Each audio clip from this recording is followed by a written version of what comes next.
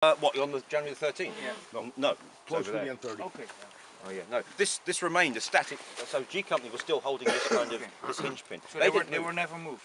Well, they did on that attack. They moved down about 1,000 yards into out of the tree line into the closer to Ricogne. And actually, it was interesting. They had some tank support at that particular time, obviously, to stop the German armour from coming through, because obviously they were trying to filter through both sides. This is on January the 13th, by the way, guys. So I'm sorry for jumping around a bit, but it's interesting. One of the guys, I think it was Jimmy, actually told me that.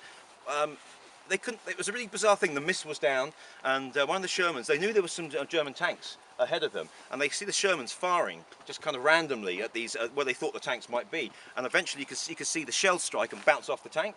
So that's where they knew where they were, so they could engage them. And the Germans were doing the same thing. But when the Shermans were firing, there was this kind of luminous green ring that came out of the barrel, and it just kind of floated for about 100 yards as a big like a smoke ring, and everyone was like, "What the?"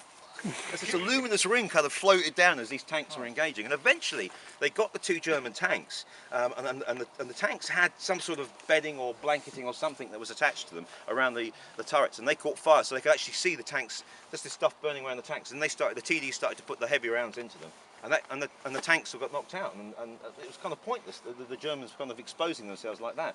But they got one of the Shermans, which stayed down there. The other one backed up the road into the woods here and disappeared. But that was certainly during that kind of phase, the final phase of assaulting and recapturing Foy.